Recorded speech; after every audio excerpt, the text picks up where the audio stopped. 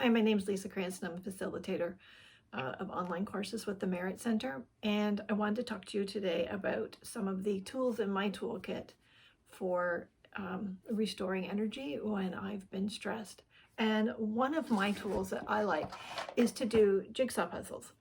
I find if it's just been a really stressful time, that's a way I can restore some energy, and I think it's like the focus that's required is really helpful for me. So anyway, I don't like to buy brand new jigsaw puzzles. They're very expensive, so I tend to buy them at yard sales and secondhand shops. And I was at a yard sale a few months ago, and I saw this jigsaw puzzle. It's not a name brand that I know. Usually I look for certain brands, but I love the picture on it. It's all these different teacups, and it reminded me of my grandmother, because my grandmother never ever drank her tea from a mug.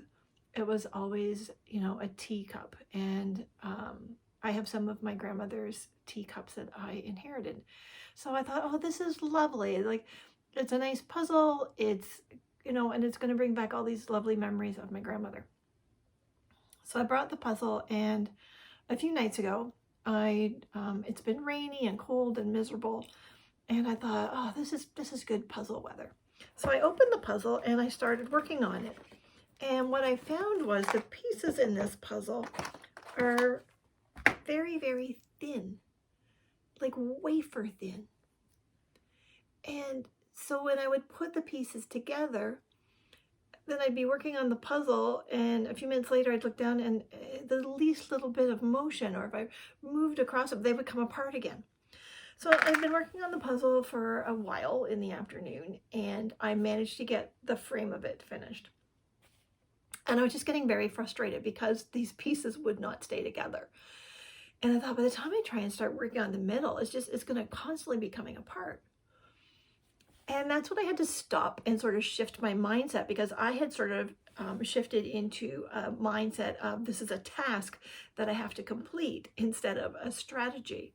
And I realized that this is just going to create more stress for me. This is not restorative. And so I said my husband was like, oh, how's your puzzle going? And I said to him, I'm done the frame, and I think I'm going to quit now. And that's the first time that's ever happened. I've never quit a puzzle. And there's been times when I've been like super frustrated when, all the pieces are the same color and I can't get them together.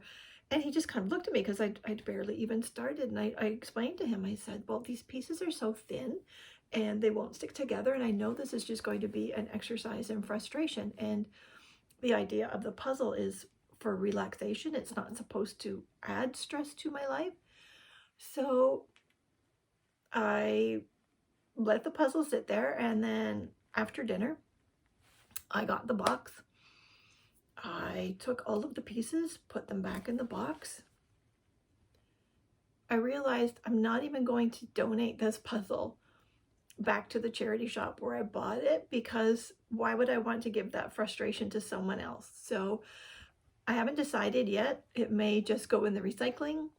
I may use it for, give it to a teacher if they want to use it for counting pieces, for math, or if they want to use it for a craft, for a collage. But it's not going back in the puzzle pile, because I don't want to give this stress to anyone else. It was a reminder to me that to make sure the tools that I'm using them for the purpose for which they are intended. The purpose of doing the puzzle was not to complete the puzzle. This wasn't a test of my, spatial reasoning abilities. This was supposed to be something for relaxation and enjoyment. And when it's not relaxing or enjoyable anymore, it's okay to just say, nope, I'm not going to do this today.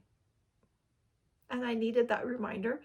I don't know if any of you do. Sometimes we have, I don't know about other people, I just have that task mindset of, I must complete this. And it's the same with the book I'm reading. If I'm really not enjoying the book, it's okay to close the book and be, no, this book isn't for me. I'm not going to read this one.